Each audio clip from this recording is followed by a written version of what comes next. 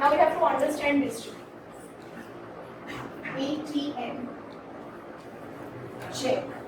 This is called withdrawal on demand. What is this, children? Withdrawal on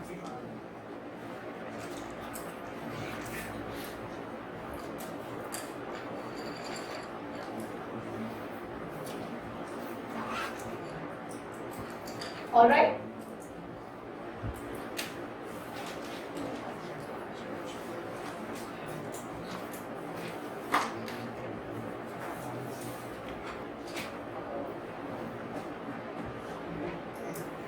ठीक है, ATM से अगर पैसा विड्रॉ करना है तो anywhere, anywhere, any time, minimum limit 10,000 to 50,000। ये सारी चीजें किसी भी रेफरेंस बुक में या किसी भी किताब में आपको नहीं मिलेगी, पर आपको ये पता होना चाहिए क्योंकि आप बैंकिंग पढ़ रहे हो। समझ में आया? When you talk about check, anyone can withdraw banking hours में ही हो सकता है। समझ में आया? आज अगर मैंने चेक दिया है दक्ष को, तो जब दक्ष मेरे बिहाफ पे पैसे विड्रॉ कर सकता है, मैं खुद जाके भी विड्रॉ कर सकती हूँ। समझ में आया? पर वो विड्रॉल कब होगा? बैंकिंग आवर्स से। कब होगा? Banking hours 9 to 4 for example. समझ में आया? बैंकिंग आवर्स में ही काम हो सकता है। Withdrawal slip any amount, any amount. यहाँ पे मिनिमम अमाउंट होता है, यहाँ पे मिनिमम अमाउंट नहीं होता। Withdrawal slip only account holder. Withdrawal slip से पैसा कौन उठा सकता है? Only account holder. चेक से पैसा कौन उठा सकता है? कोई भी। I give the cheque to Udayan से, जरा बैंक में से पैसे लेके आओ, लेके आ सकता है।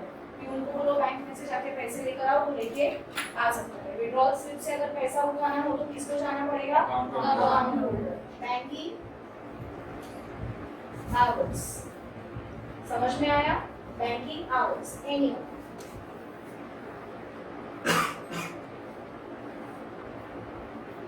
क्लियर हो रहा है? बिल्कुल क्लियर हो रहा है। Now let's talk about cheques two. Types of cheques. Types of cheques बहुत इंटरेस्टिंग चीज है, isn't it? ये चेक ठीक है। अगर चेक के ऊपर किसी ने ऐसे दो लाइन बनाई है, अगर चेक के ऊपर ऐसे किसी ने दो लाइन बनाई है, what does this mean? It's a crossed check. What does this mean? It's a crossed check. No amount withdrawal possible. No withdrawal amount possible. Amount will directly be deposited in the account of the name mentioned on the check। यहाँ पे लिखा है name. Name पे अगर मैंने लिखा है आनंद मल्होत्रा, क्या लिखा है मैंने नाम? आनंद मल्होत्रा। यहाँ पे लिखा होता है रुपीस, रुपीस लिखा है 2 लाख। और मैंने क्या किया है यहाँ पे? I have crossed check. I have crossed the check. So what will Anand do? Anand will deposit this check in his account. What will Anand do? Anand will deposit this check in his account because when such kind of sign is there, cross sign is there, you cannot go to the bank and withdraw the physical money. Money can be only deposited in your account directly. Understood? Raj has given me a cross check, IP tutorials. What has he given? Cross check. He's written IP tutorials, but he's made a cross sign. So what will I do? IP tutorials, I will deposit that check in my account. So funds will directly get transferred from one bank to the other bank. You people are understanding? Yes. Record. To maintain the record. Say for example, one fine day I asked Raj, that no, you have not given the fees. Raj would say, no, I have given the fees. What is the proof? So in his account, checkbook, in his passbook, there will be entry, and in my passbook also there will be an entry. Are you getting me? So when you are directly putting a cross check, see generally what happens when you have to make any types of payments, you generally give a cross check. Daksh, what do you give? Cross check, right? So it helps you in maintaining the record. It helps you to maintain the record. And secondly, children, it also helps in minimizing the risk. Right? अगर cross check नहीं होगा, and if it's a bearer check, another type of check is called bearer check. Bearer check is a check which is not a cross check. जिसके ऊपर सिर्फ आनंद मल्होत्रा नाम लिखा है. समझ में आया? जिस चेक के ऊपर सिर्फ नाम लिखा है. This is a bearer check. So I'll tell you what is the difference between these two checks. Here Anand will go to my bank because ये मैंने उसको पैसे दिए हैं. DOB का चेक है ये. यहाँ पे लिखा होगा. He can go to his bank and this amount will be given to Anand Malhotra. Bearer check का मतलब क्या होता है? Amount is given to the bearer of the check. Here the amount cannot be given to the bearer of the check. समझ में आया difference between the two? Should I give you the same example of IP or should I change the example जरा? आज अगर आपने IP को fees दी है check से और आपने वहां पे अगर क्रॉस कर दिया है, तो जयेश भाई आपके बैंक में जाके वो पैसे विड्रॉ नहीं कर पाएंगे. मुझे वो जो आपने मुझे चेक दिया है मेरे बैंक में डिपॉजिट करना पड़ेगा. समझ में आया? वो बैंक में ही डिपॉजिट होता है, चेक डायरेक्टली डिपॉजिट हो जाता है और दोनों बैंक्स पैसे ट्रांसफर कर देते हैं. समझ में आया? आपने मुझे चेक, आपका जो अकाउंट है वो बैंक ऑफ बड़ौदा में है. कहाँ पे है? बैंक ऑफ बड़ौदा में. और मेरा अकाउंट HDFC में है. तो मैंने क्या किया, मेरे अकाउंट में आपका चेक डिपॉजिट कर दिया. क्या किया? डिपॉजिट कर दिया. तो जैसे ही मैंने चेक डिपॉजिट किया आपके बैंक में, मेरे अकाउंट में पैसे क्रेडिट कर दिए. समझ में आया? सो आपके पासबुक में भी एंट्री हो गई, मेरे पासबुक में भी उसकी एंट्री हो जाएगी. समझ में आया? पर बेरर में कैसा होता है, मैं आपने मुझे चेक दिया 19,000 का. सो से for example Jayesh bhai can go to the bank and he can withdraw the money. Jayesh bhai can go to the bank and withdraw the money. पक्का समझ में आया? श्योर समझ में आया? किसी को डाउट है? Difference between a cross cheque and a bearer cheque? Sure? So this is one function, accepting the deposits and giving the withdrawal on demand. Another function, this is my function number 2. Function number 1 क्या था? Accepting the deposits. Function number 3.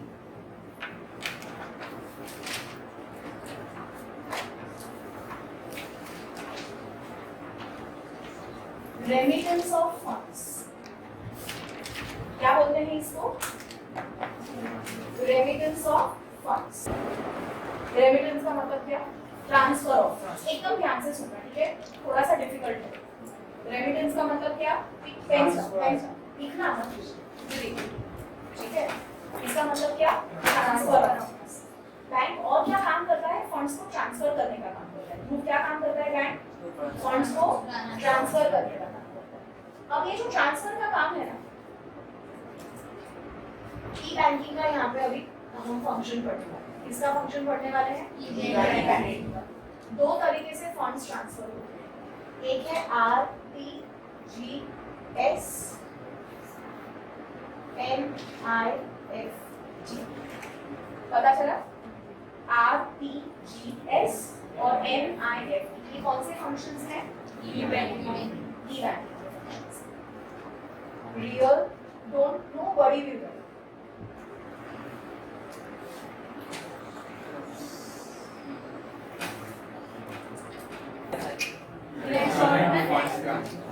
Electronic fund transfer. Pay attention. This is National Electronic Fund Transfer, and this is real-time gross settle. Both the things are doing what? They are transferring your funds. Now children understand, this is e-banking. E-banking मतलब क्या? Modern banking, electronic banking, जहाँ पे सारा काम बहुत fast होता है. E-banking के पहले funds कैसे transfer होते थे? चेक से. फंड कैसे ट्रांसफर होते थे? चेक से ही होते. समझ में आया?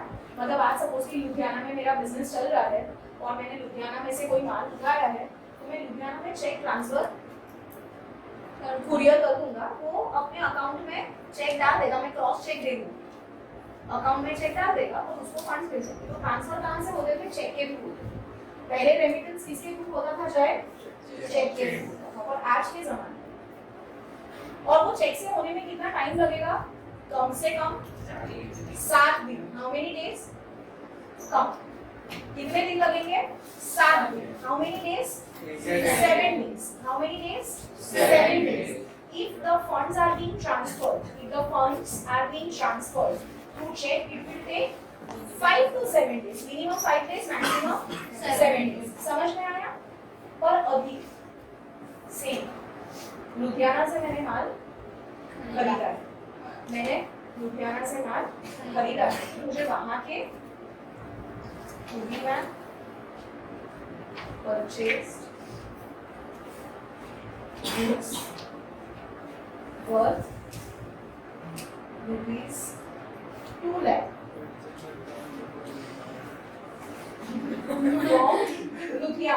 from Ludhiana. कहाँ से मैंने माल परचेज किया? लुधियाना से. तो अभी मेरे पास क्या ऑप्शन है? एक तो है चेक. चेक से मुझे नहीं करना. मेरे पास ऑप्शन है या तो मैं आरटीजीएस करूं या फिर मैं एनईएफटी करूं. ठीक है. आरटीजीएस में क्या होता है? मैंने अभी आरटीजीएस किया. आरटीजीएस में कैसा होता है? सब कुछ इलेक्ट्रॉनिकली होता है. क्या होता है? सब कुछ इलेक्ट्रॉनिकली होता है. At 10:50 if I have transferred the funds 2 lakh 10:50 if I have transferred the funds 2 lakh to my supplier.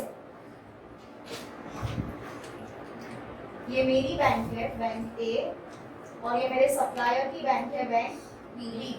तो उसके बैंक में पैसे 10:50 पॉइंट सम नैनो सेकेंड्स में ट्रांसफर हो जाएंगे.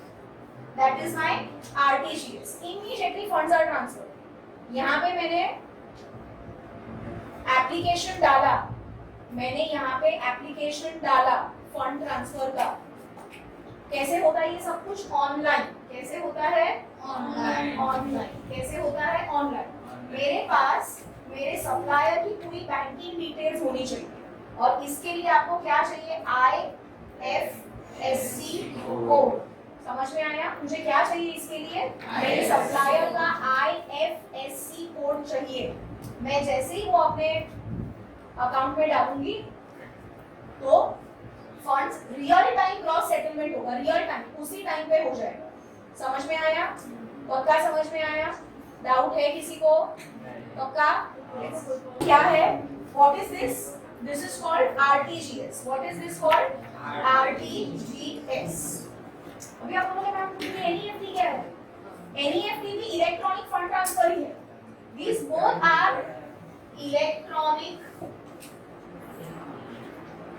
fund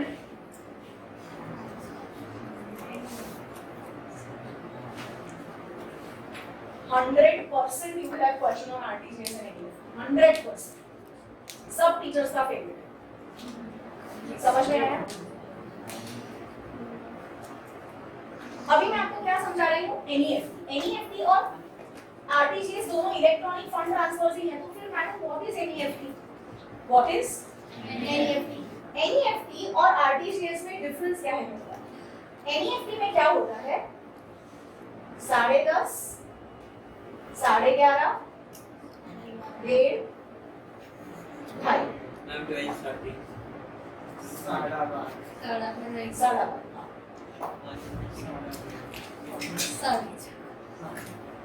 These are batches. क्या बोलते हैं इसको? आपके जो भी फंड्स ट्रांसफर होंगे, एकदम ध्यान से सुनना, आपके जो भी फंड्स ट्रांसफर होंगे वो बैचेस में, किसमें होंगे? बैचेस में। मतलब ट्राई टू अंडरस्टैंड। ये आरटी अभी सेम पूर्वी परचेज 2 लाख के गुड्स, ठीक है, फ्रॉम लुधियाना सप्लाई। कितनी बजे मैंने ये हिट किया? 10:41। कितने बजे मैंने ये हिट किया? 10:41। ये वाला बैच चला गया, तो मैंने भले अकाउंट इस टाइम पे हिट किया मेरा, इसके अकाउंट में कितने बजे जाएगा? 11:30। खबर? यहाँ पे क्या होता है? Immediately, real time transfer. Here transfers happens in the batches. Transfer किसमें होते हैं? बैचेस में। ट्रांसफर किसमें होता है? बैचेस में। समझ में आ रहा है? अच्छा, एनईएफटी पे और आरटीजीएस पे किसी भी तरह के चार्जेस होते हैं? नहीं। कोई मिनिमम मैक्सिमम लिमिट होती है? होगी।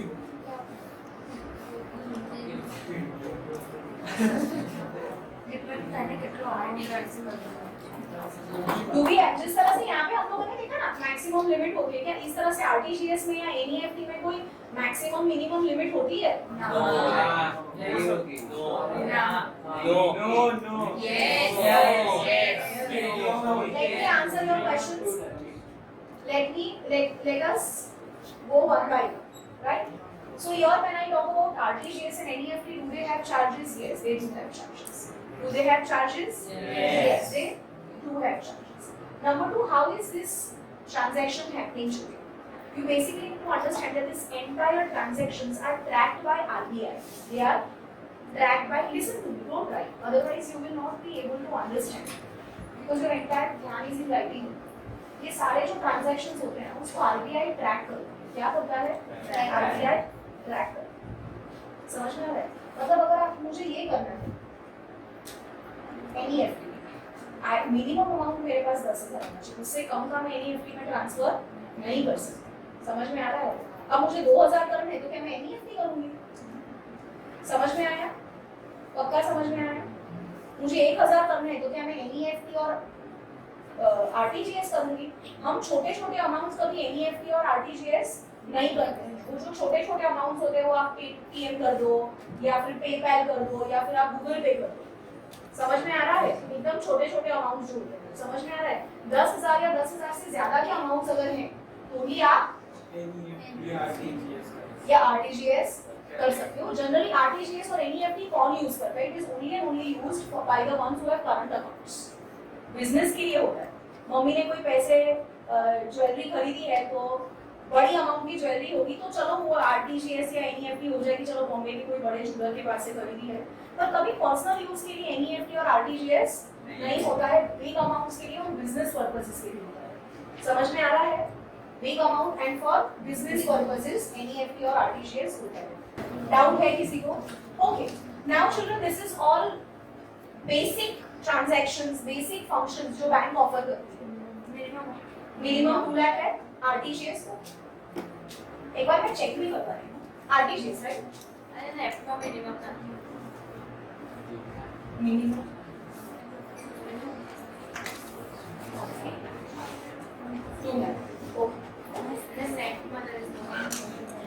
एनईएफटी का मिनिमम इज 10,000, उससे कम का एनईएफटी करवा ही नहीं सकते।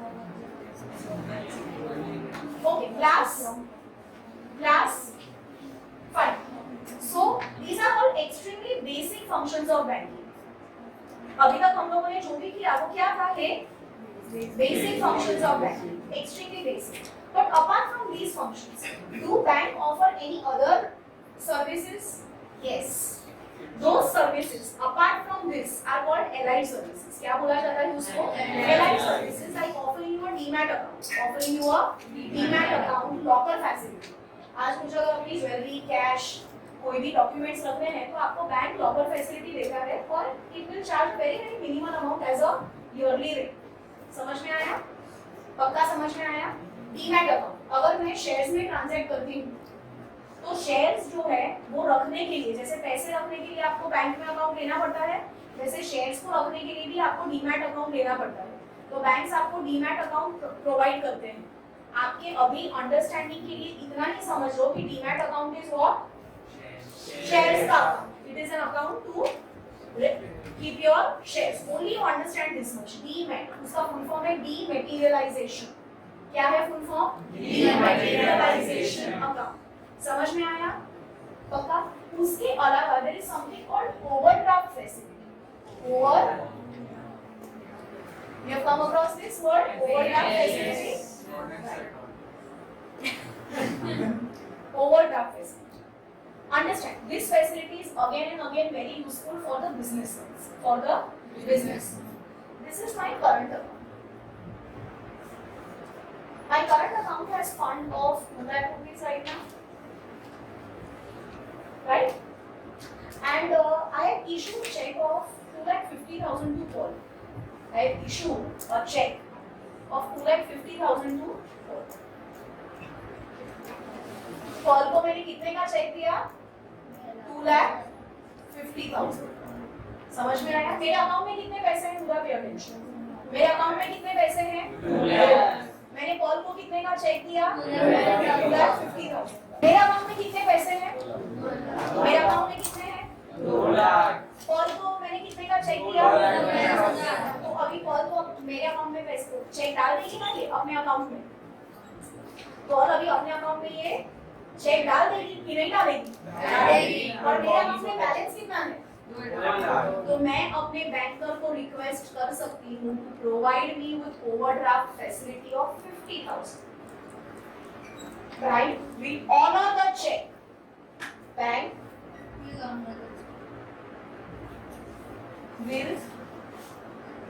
honor the check irrespective of insufficient funds.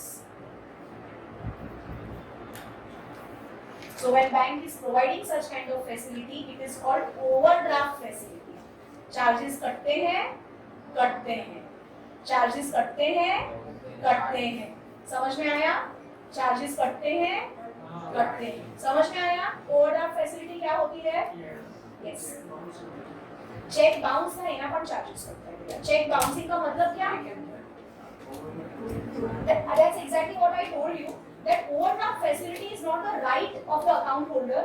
It is a privilege that the bank would offer to the account holder. See, there is a difference. If your bank track record is not good, you have not requested for overdraft facility, then bank will never honor. But your track records are good. You are a regular client of your bank. You are giving bank very good business. Then whenever such kind of check would be hit, मतलब ऐसा अगर कोई भी check आता है तेरे account में कम पैसे और अरे मैडम इतना अमाउंट का चेक है, क्या करें? डिसऑनर करें? समझ में आ रहा है? फोन करके पूछते, मैं बोलूं नहीं एक काम करो, चेक को जाने को मैं पैसे भिजवा देती हूँ. उस टाइम पे चेक ऑनर हो जाएगा.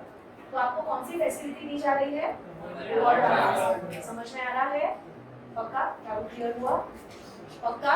श्योर? मैं आगे बढ़ूं? So children, these are your functions of banking. These are your functions of banking. Now something which is extremely simple, easy, and I don't know why my teaching is difference between e-banking and traditional banking, as if you people do. But I just have to do the formality, so listen to me. E-banking 24/7 gives you a lot of conveniency and ease. Traditional banking is restricted to specific hours and it has a geographical location. E-banking basically provides you bank on your NAV. phone. That's e-banking. Transfer करना है, phone से कर लिया. अब bank में कितने पैसे हैं वो चेक करने हैं, चेक कर लिया. पर इसके लिए आपको इंटरनेट फैसिलिटी चाहिए. और दूसरा आपको बैंक के पास से भी ई बैंकिंग सर्विसेज लेनी पड़ेंगी। अगर आपने बैंक से ई बैंकिंग सर्विसेज का रिक्वेस्ट किया है, उसके लिए फॉर्म फिल करना पड़ता है, तो ही आपको ई बैंकिंग सर्विसेज मिलती है। समझ में आया? ATM is not E banking. ATM is not E banking.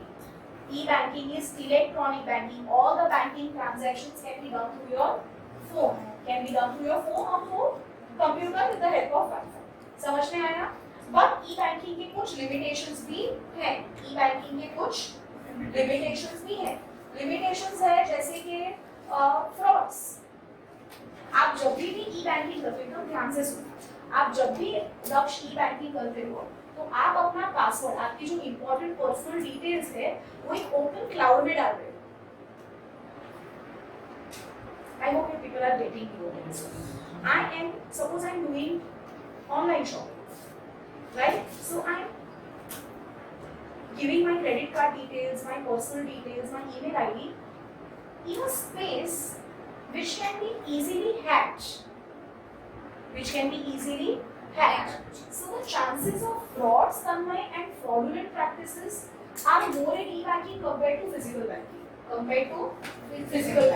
Physical banking में क्या होगा? चलो मेरे को 2 लाख रुपए चाहिए, मैं बैंक में लेने गई और किसने मेरे पास से चोरी कर ली, मुझे पता तो होगा किसने चोरी की।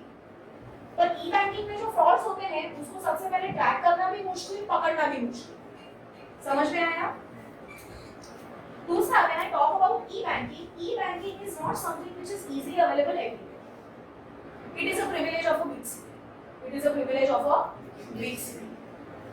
Small towns, villages में e-banking facilities possible नहीं है because of infrastructure. Because e-banking में चाहिए इंटरनेट। समझ में? पक्का समझ में आया? E-banking में customer satisfaction is much higher. Physical banking में customer satisfaction comparatively is very lower because everything is restricted to personal touch, time and geographical location. समझ में आया? I want you people to write down. ध्यान से सुना क्या करना है? I want you people to write down functions of banking. ध्यान से सुनो। आपको functions of banking पे point में नहीं लिखना है, paragraph में लिखना है. You have to write around 500 words. Start writing. Okay, 200 words. Fast. Paragraph, no points. Write down POS. कहीं पे ऊपर ऐसा नोट करके लिखो POS. Point of sales. ATM. Automatic teller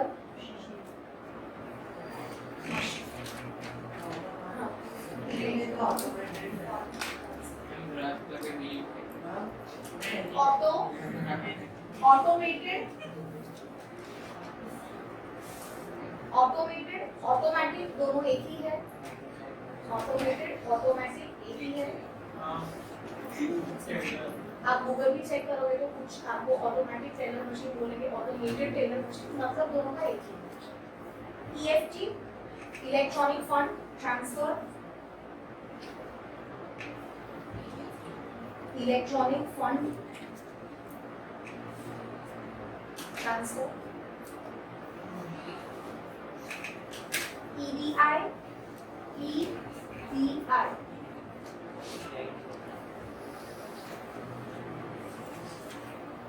electronic data interchange,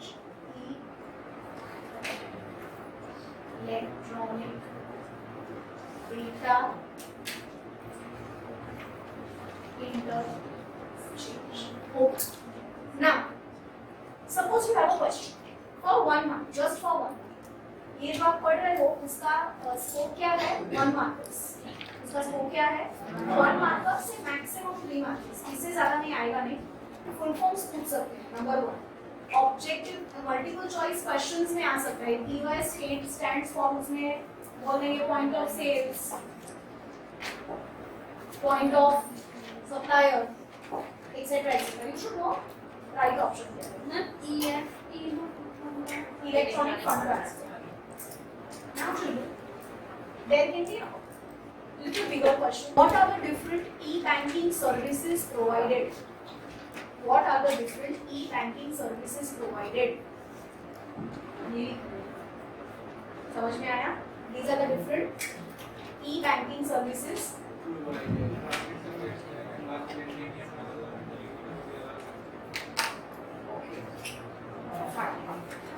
Daily ATM cash withdrawal limit 25,000. Cash withdrawal limit for transaction 10,000 per day. 20 to 25,000. Charges for transaction done at the DOP ATMs. No charges. Permissible fee transaction at any other ATM is 5 transactions. अच्छा वो सब आपके काम करने हैं. Okay, so is there any maximum limit? Yes. What it is? 20 to 25 differ from bank to bank. RBI. मेरा नहीं. Cash withdrawal per transaction maximum limit 10,000.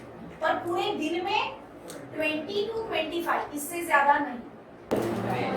2017 में अपर लिमिट एमेंड हुई थी लास्ट. 2000 ये सब लिखना मत इंफॉर्मेशन. 2017 में अपर लिमिट जो थी वो एमेंड हुई थी. अपर लिमिट पहले universally all the banks were giving 10,000. समझ में आया? Okay. So now children, we studied our first business service banking, and I'm sure by now you people have realized what is the importance of banking to facilitate any business. Suppose Jeesh is into he's a dealer of Mercedes Benz. He's a dealer of Mercedes Benz. So what happens? We think is that every day he's going to take the assignment of different cars coming, and for I don't know what is that vehicle called जिसमें cars आती हैं. Mercedes Benz का dealer है. तो हर रोज at least every alternate day या हफ्ते में 2 बार trailer में 2 या 3 गाड़ियाँ आएंगी. बराबर है. हर एक गाड़ी का चार्ज मतलब अगर तुम प्राइस देखोगे तो मिनिमम 25 से 30 के बीच की मिनिमम गाड़ी है. And then it will range to 1 CR and 1 CR plus. ठीक है. अब आप सोचो एक ट्रेलर में, ध्यान से सब लोग मुझे सुन रहे हैं, एक ट्रेलर में एक ट्रांजैक्शन जो हो रहा है, बॉम्बे से ट्रेलर भेजा 4 गाड़ियों का. कितनी? 4 गाड़ियों का. मिनिमम 1 से 1.5 करोड़ का ट्रेलर है. वो कितना? 1 से 1.5 करोड़ का ट्रेलर है. कितने करोड़ का? 1 से 1.5 करोड़ का वो ट्रेलर है जो आ रहा है. ड्राइवर देखिए भाग गया. 1 2 meets with an accident. 3 looted, चोरी हो जाए. Who will bear this loss? Insurance company. Imagine, nobody. There is nothing called insurance. Insurance services don't exist in this universe. Imagine, insurance services do not exist in this universe. What will happen?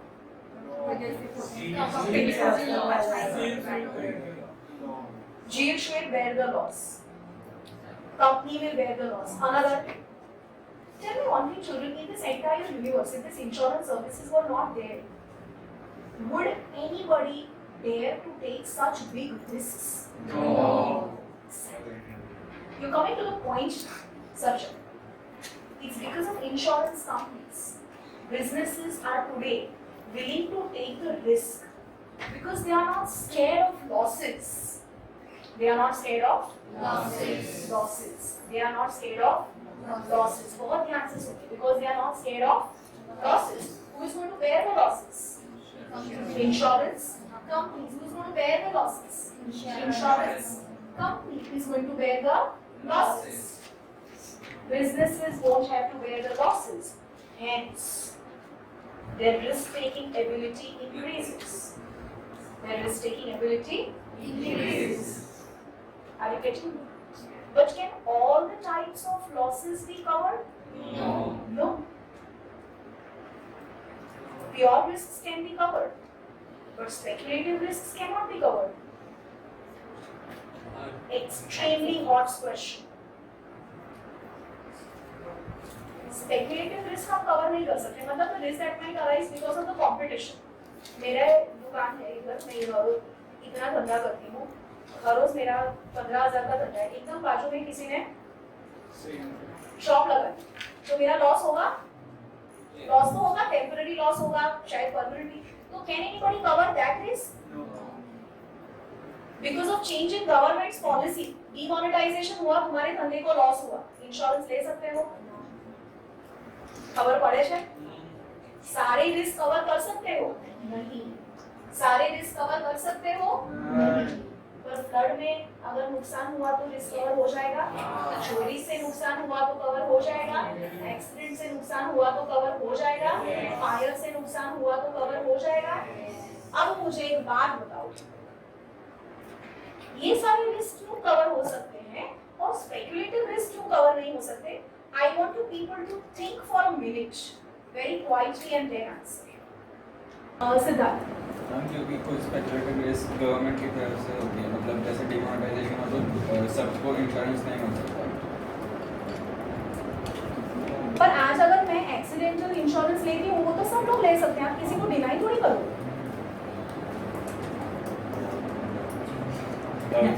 जय जय Insurance are intangible,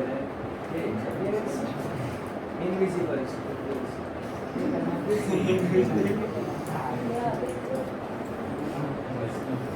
ना हमें risk देख नहीं सकते हो, मतलब दूसरे सब जो चोरी हुई या पालन में वो वक्त में आता है, पूरे intangible है। एकदम डीमोनेटाइजेशन की वजह से जो रिस्क नुकसान हुआ वो आप देख नहीं सकते।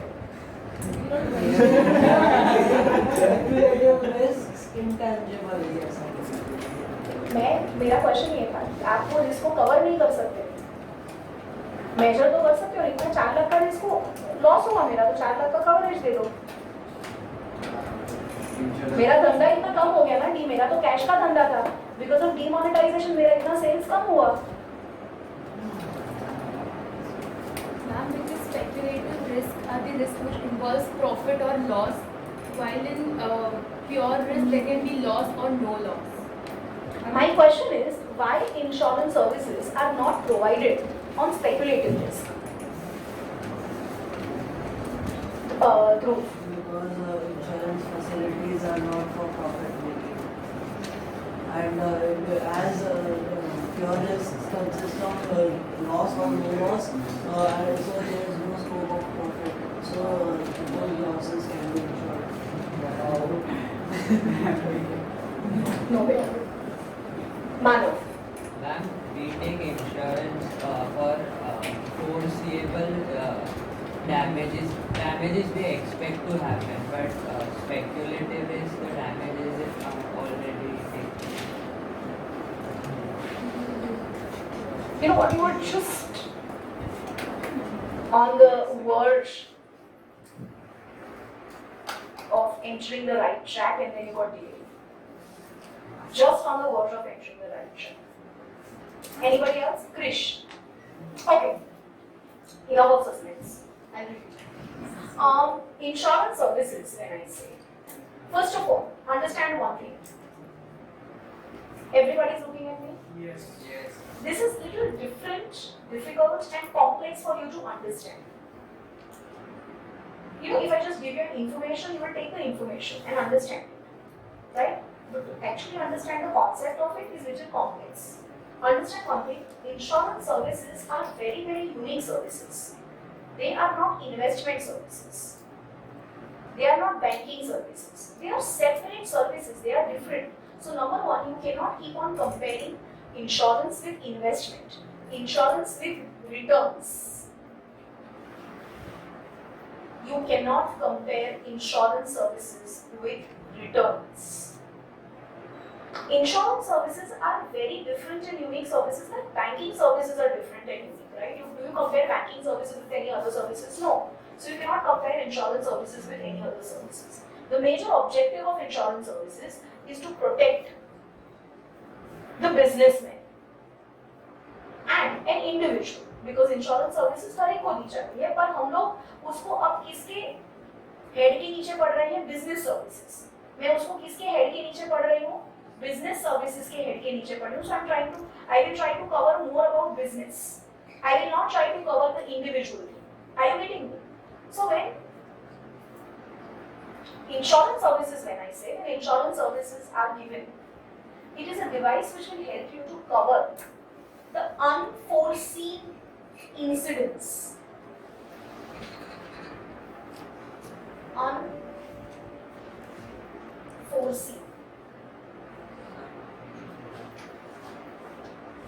uncertain,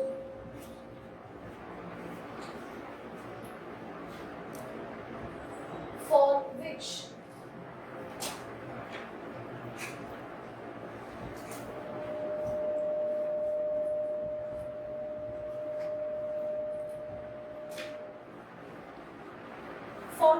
a businessman is not prepared, for which a businessman is not prepared.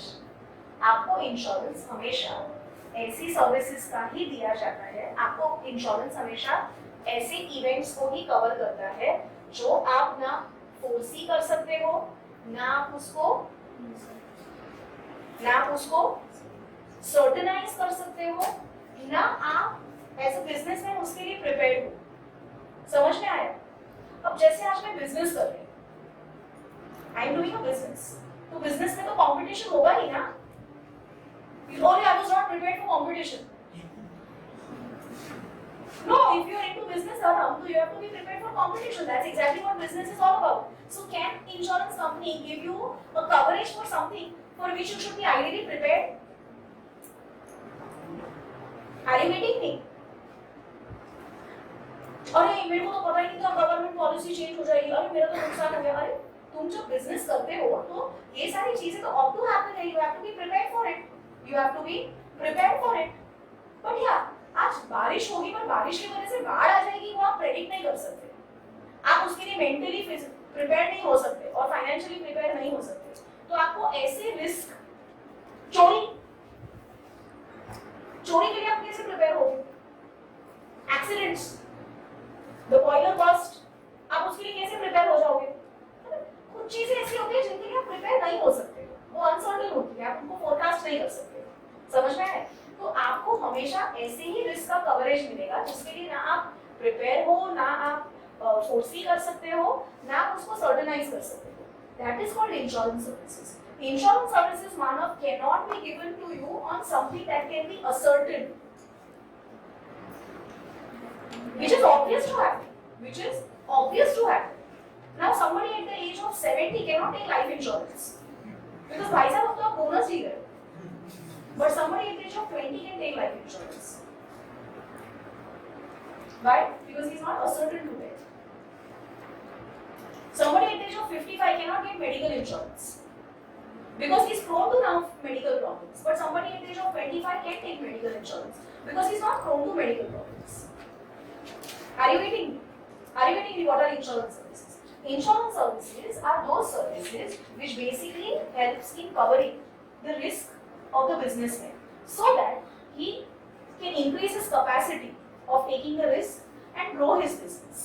But can a businessman cover all the types of risk?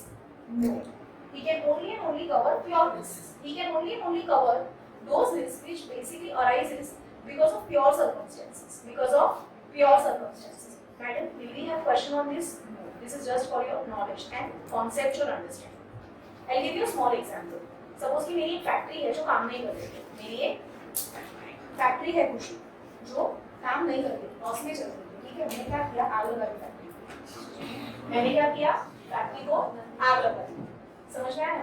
फिर इंश्योरेंस कंपनी को मैंने फोन किया, मैंने उसके ऊपर इंश्योरेंस लिया हुआ था, इंश्योरेंस कंपनी को मैंने फोन किया, मेरी फैक्ट्री में आग लगी, अभी उनको मुझे कवरेज देना पड़ेगा। इंश्योरेंस कंपनी पागल है, ऐसी कवरेज दे देगी? नहीं, they have their investigation। और अगर इंश्योर्ड अमाउंट बड़ा होता है, then they can also involve CBI, RBI, police, सबको